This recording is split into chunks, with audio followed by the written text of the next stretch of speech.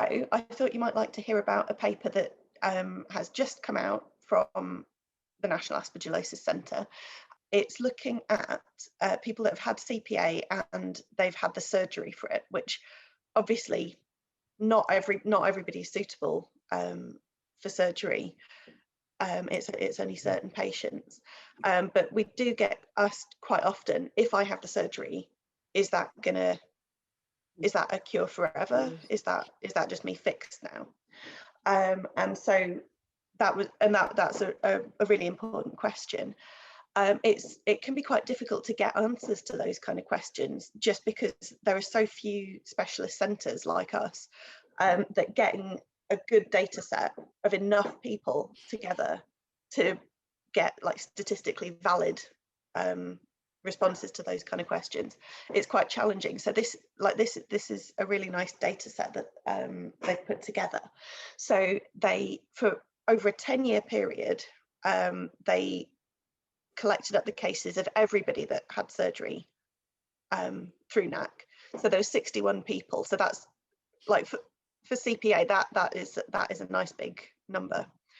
And then they looked at who had a relapse of CPA, how long it took, and whether there were any differences between the people who relapsed and the people who didn't. So overall, about 40%, so about, yeah, like 2 in 5 people did relapse. And that was usually within the first 3 years. And then they had to go on to other treatments for that. So the picture that I've shown you is just lifted directly from the paper. I thought it's quite an instructive one, actually. So I don't know how familiar people are with looking at this type of figure. It's called a Kaplan-Meier survival curve. And I thought it illustrates quite nicely a problem that when expert patients like yourselves look up the scientific literature, there are things that can trip you up slightly. And I think this is a really good example of one. So if you look at the y-axis, it says relapse-free survival rate. Now, to me, if I didn't already know what that meant, if I was just coming to that fresh, I might just see survival rate. Oh, they've died. It's not that. It's relapse-free. And in this type of graph, when it says survive, it's called a survival curve. It doesn't necessarily mean life or death survival. So what it can mean is you have to look for the first part of it where it says relapse free. So in this case, what it means is over time, how long until somebody relapsed. It's a relapse. Yeah. Because if I was a patient and I wanted to know, I'm having surgery, am I going to be okay? If I looked at something like this and it said survival rate 20% after 100 months, I'd be terrified. So actually, it is a little bit misnamed. So can I just add a comment here, Beth? That I am a surviving person under this criteria. I had surgery 7 years ago, last February. Yeah, you're our success story, Edna. Well, I like to think I am. You've worked with me brilliantly. You know, you've heard me say this before. I owe the team, all of you, my life. And I have a very good quality of life now. Good. So I thank you from the bottom of my heart. Yeah, and I would say, if anybody has to face the decision, I was terrified. And Graham knows I was terrified. Yes. And he got me to speak to another patient who'd had surgery, and that helped tremendously. And I put my trust in the team and the surgeon, and my goodness me, am I glad that I did. And I will say, at that particular time, I was then 67 years of age, so I wasn't a baby.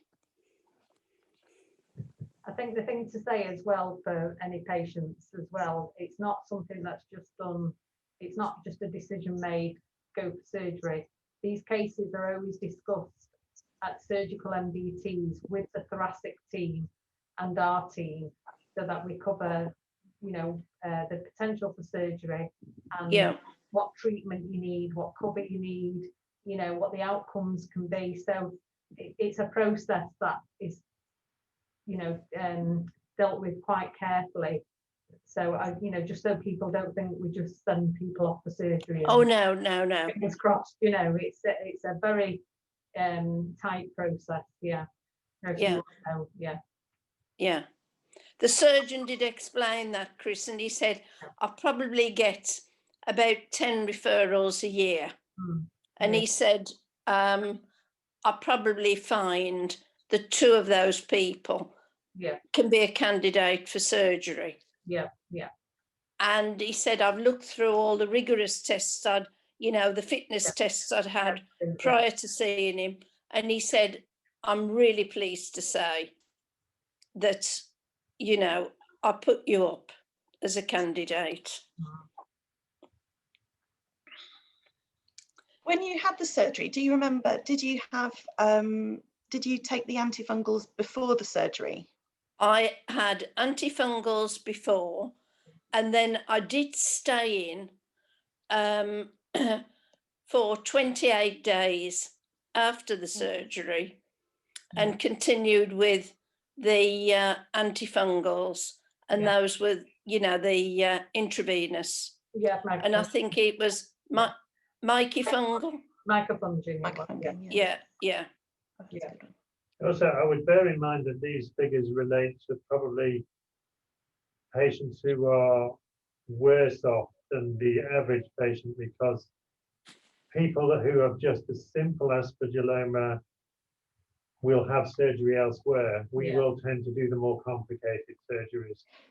So in a sense, this is a worst case scenario. Yeah. And also, it's a 10-year period. They won't have been given mycophangal cover at 10 years ago. That's the other thing to say. Yeah. I just say something as well, please. Oh yeah. Yeah. So I had the surgery too, but mine was for a supposed cancer, which wasn't a cancer. It turned out to be aspergillosis.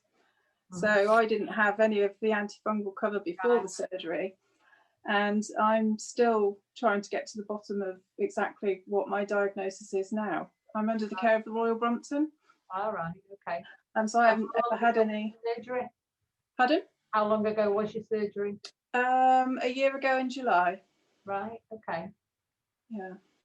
Interesting. And my diagnosis at the moment is probable ABPA, but some of my notes said that I had fungal hyphae in my lower lobes, so I don't know. Okay. I don't know what that means. That would probably be consistent with ABPA. Yeah. And the group that we're talking about now are CPA. So quite what you've got. Yeah. Different category, you know. But yes, I know. Yeah. Just trying to It get can be quite. It's complicated to understand all the different bits and bobs and what one thing means against another. Yes, and even like with the radiology things we were seeing before, trying to tell the difference between an aspergillus nodule and lung cancer, it's so difficult. Like even on MRI scans, a lot of the characteristics are so similar.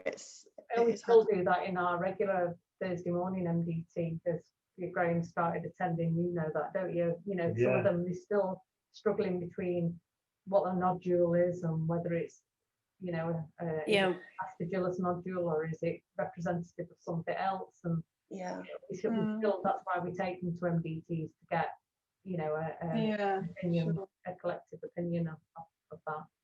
So it can be challenging.